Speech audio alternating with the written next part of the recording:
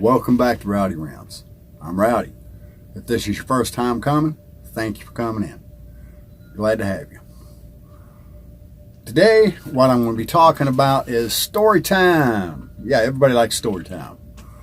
Now, these stories are all true, and they're from my youth or from my recent past. Interesting little happenings in my life. I try and pick out one every now and then and do a story about it, as long as it's interesting. Today, what I want to talk about is when we got swatted. Kinda. It was a strange event. We were swatted by bounty hunters. Honest to God. It was absolutely ridiculous in its whole event. I'll explain.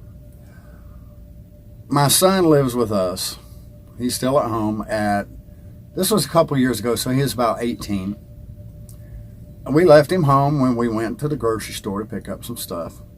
To come home, we were getting ready to do dinner. Now, when we got home, I was pulling in the driveway. There was a pickup on the road in front of the house.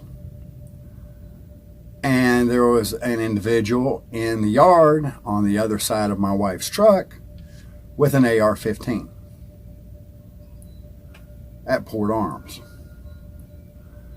There was another individual at the door, and my son was at the door. The other individual had a Glock. And what he had done very quickly when he noticed us pulling in, and he was at the door with my son, because my son wasn't backing out of the door, is he had stuck his head in the door and looked around real quick and then popped back out. And when I'm looking at these people, it doesn't quite look right. You know, there's only two, so it's kind of a lightweight swatting. I told my wife to stay in the truck. Now, Rowdy used to be in Navy law enforcement, so I'm not really afraid of the police. I never have been. So I pop out of the truck. Take note. I see two clean-cut gentlemen. Both of them are wearing the black shirts, black t-shirts like this that have police across the front and the back. They're wearing body armor, the vests. They're both wearing the black BDU pants and boots. This ain't quite right.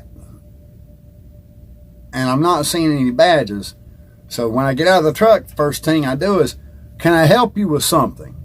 And I made it a point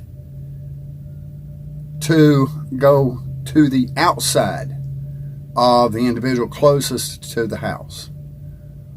I wanted to put him between me and the guy with the AR-15. You don't ever bracket yourself by putting yourself in between people in a situation like this, ever. I also didn't turn my back to him. As I was approaching him, I did what I call a saddle, which is where I actually started rotating sideways as I was talking to him. What can I do for you?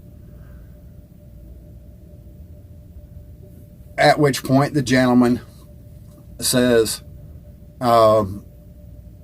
a couple of people's names, a man and a woman, says, do you know these people? I've never heard the name before in my life. Why are you in my yard with a gun? Well, I was told that you might know, or they might be here. Do you have a warrant?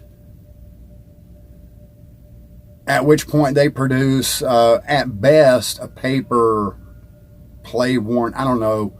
It was a warrant for the general area of this park that we're in. Okay. And it wasn't really specific. It cited an address and adjoining properties. It was a weird warrant. I thought it was bullshit. But it's best to try keep the heat down when you're dealing with something like this. Because I was smelling bullshit, but I didn't quite know exactly where to go, and there's guns out. In the meantime, AR-15 guy is coming around behind me. So when he's coming around behind me, I keep side pedaling, and I put myself in between our front door and the guy I've been talking to, the one with the Glock, which now I've rotated and put AR-15 guy on the other side of him again. Like it or not, this is my place. They're going to stay where I put them. Okay. So he pulls out a picture of what obviously had to be a couple of crackheads. I don't know. They definitely looked the part. You've never seen these people? I glanced down at the picture and told him, I have no idea what you're talking about. Why are you here? How did you find yourself here? Tell me that. And he tells me, well, your neighbor down here at the end of the street, that's where we initially went. And they said you might know. I'm like, wait.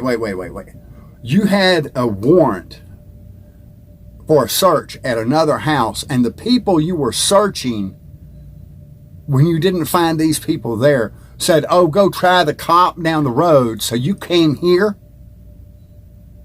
Are you out of your fucking mind? And you could tell the guy, it hadn't clicked. You know, it's kind of like the elevator don't go all the way to the top here because the lights weren't on.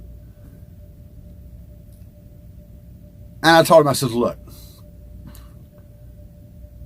I have no idea what you're talking about. You've seen nothing here. You have no more reason to be here. And if he doesn't quit trying to track behind me, we're going to have a problem. At which point AR-15 guy decides he's going to come up next to the guy I'm talking to instead of tracking behind me.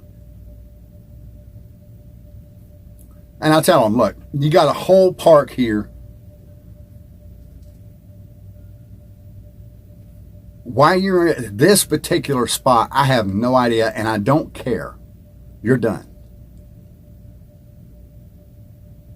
You can leave, or I call 911 and we find out what your authority in this really is. It's at that point that I find out that they're bounty hunters trying to collect a bounty. Now, I almost lost my temper at that point because it's like, I'm not one to mess with on stuff like this.